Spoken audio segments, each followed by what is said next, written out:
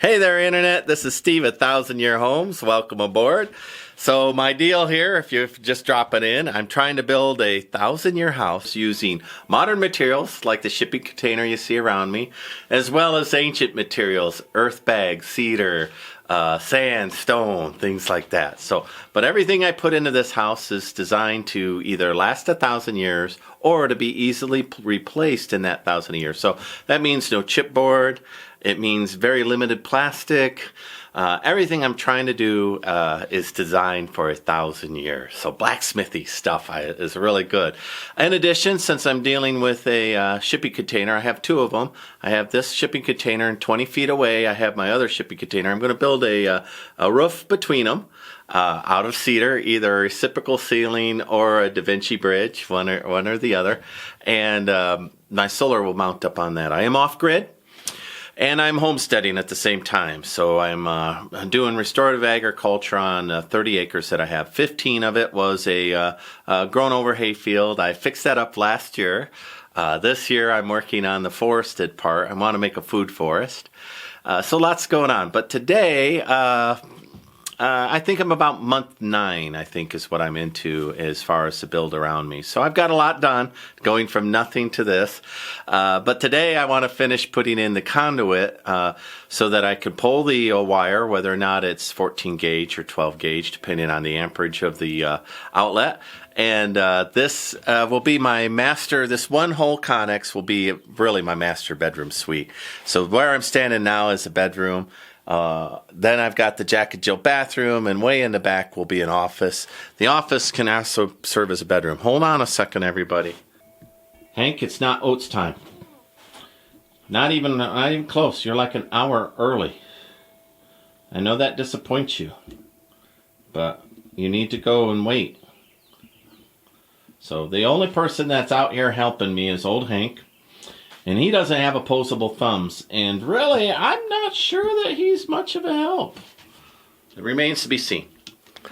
So anyway, today's little episode will be finishing up the conduit. So I've got almost everything done. The windows and doors are in. I've got these magnificent stained glass windows in. The cedar that I cut through. I was underneath a burn ban, so there is no welding stick in here. I've not welded any of this. This is all... or plasma cut. I used reciprocal saws to keep the sparks down. But every now and then I do something goofy, like I could tell it was late at night when I did this. So I stuck in a piece of conduit, and I even went ahead and put foam on it. And it's the wrong height. I can't pull it out now. Because, I was tired when I was building it. But conduit day. I think I'll put you on stop motion while I go to work here. I'm going to make old Hank wait till the actual time. If I make him wait too long, he gets bored and while waiting. And if there's anything around of mine, like a tool or a screen, he starts mouthing it. And before you know it, he breaks it. So I got to keep my eye on him. But I don't want to give in every time he yodels that he eats. Otherwise, he'll be 9,000 pounds. So there's rules out here off-grid on this homestead. So I am running out of supplies. I'm going to have to make an inventory. Go get some additional. So, just using the hammer to let me know how high I want the boxes. So... now I need a little jog for that. So I need to go find a fitting. So I'm going to put one here, go through and put one there. And then this back bedroom will be entirely complete. So I'm looking forward to that.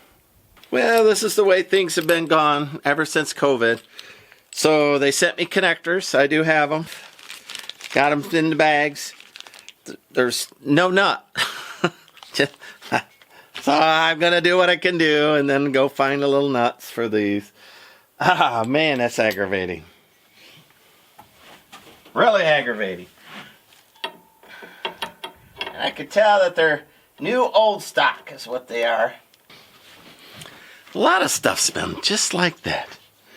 Just like that. I think I can do a project and I get into it and I'm missing one part. And it's usually a little thing like that, a little fastener, a little, I don't know. I will say this much, it does make things slower. Ah,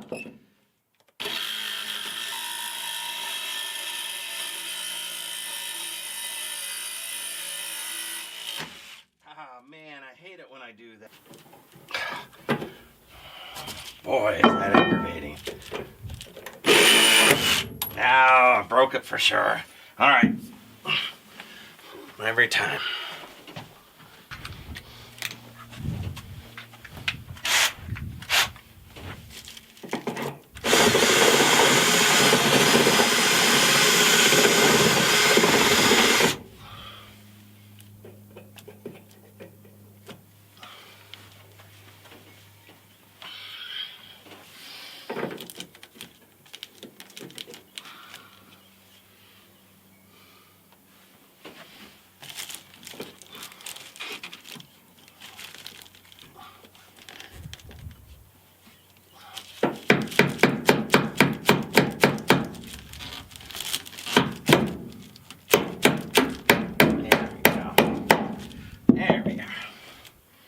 All covered with dust to boot.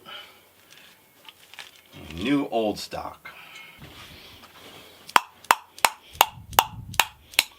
One nice thing about running out of supplies though is I'm way out here in the middle of nowhere and I'm a hugely social dude. Well, I do like to escape a little bit. It's obvious that I'm a people person.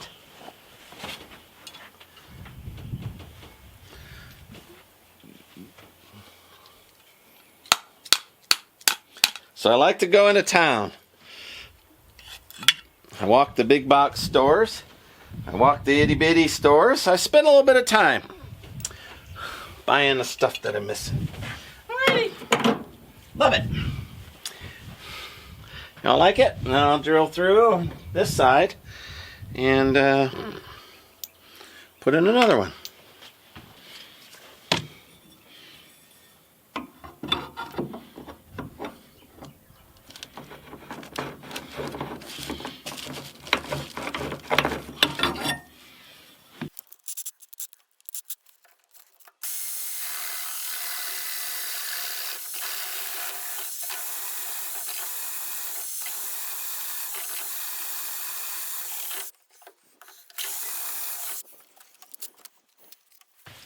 Oh, I've got some quick releases here that I use for extension to drill through stuff.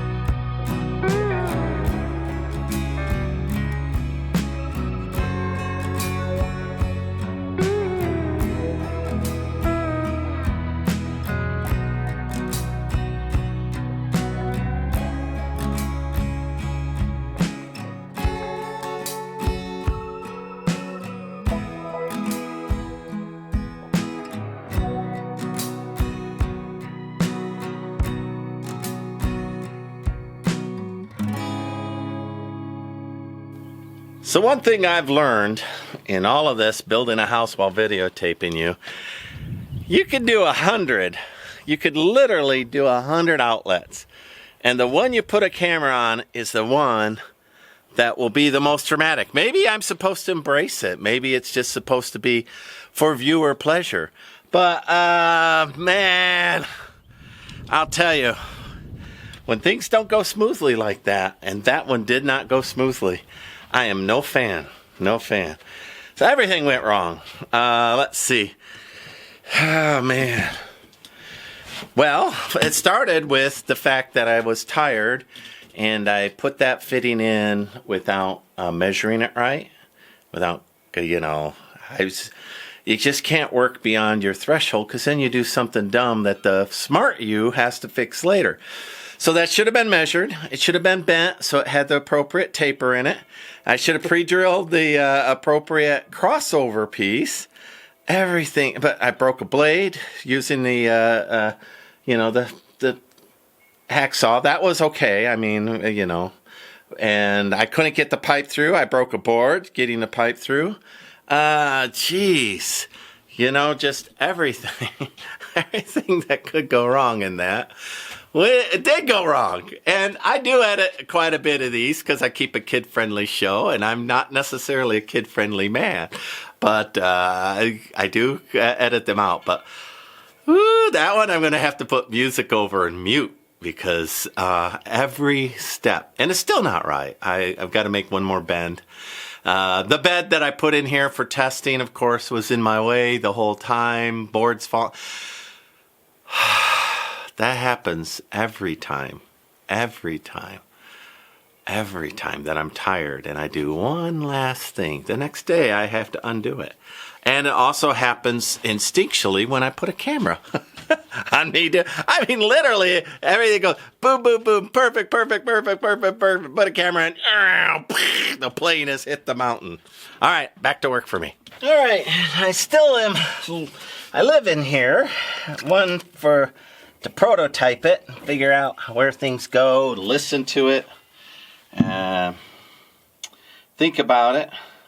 So this is my bedroom, and I've got, all kinds of disaster here that I have to clean up. And I've learned to clean up now while I have energy, because then you get in at night and it's you're worn out after a long day. That's no fun. No fun. Man, everything's wrong about that. All right, that would be the wrong pen. This would be the correct pen. Just a little bit. That's all we need.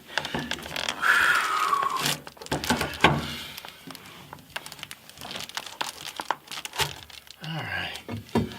And this is why you don't work where you're living. Everything was in the way there. Literally everything. All right, much better. All right, now I have other than the missing parts and the cleanup. I've got the run there.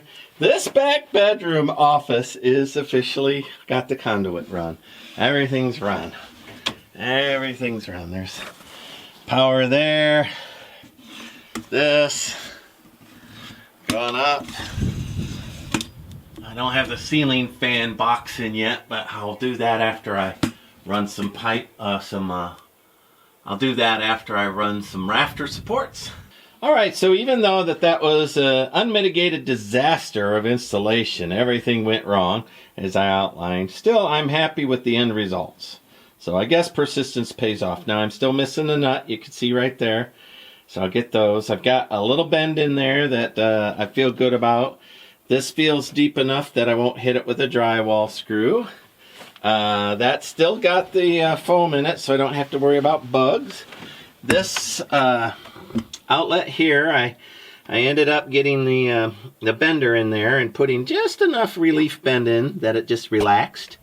And what last thing I want is coming through the drywall a crooked, and we've all had it. A crooked outlet in a drywall is forever crooked, an eyesore, very hard to work with. But anyway, I've got all those done. I'll have to finish vacuuming up, and then this thing I'll replace with a new support along there. So even though everything was giving me what, hey, I stayed with it until I got a good installation. I feel good about that. Proper insulation. This bedroom is complete. I feel good about that. All right, well, one bedroom completely conduited in. Yay! Another bedroom half done, and now I'm heading to the bathrooms. Get the conduit in that one. Taking a thought break while I work on this electrical. Doing an inventory in my head of the things I'm missing. Went and checked my other Connex to see if they had any adapters for conduit in storage. I don't. I have lots of electrical stuff, though, but none in there. So I'm going to have to run and go get that.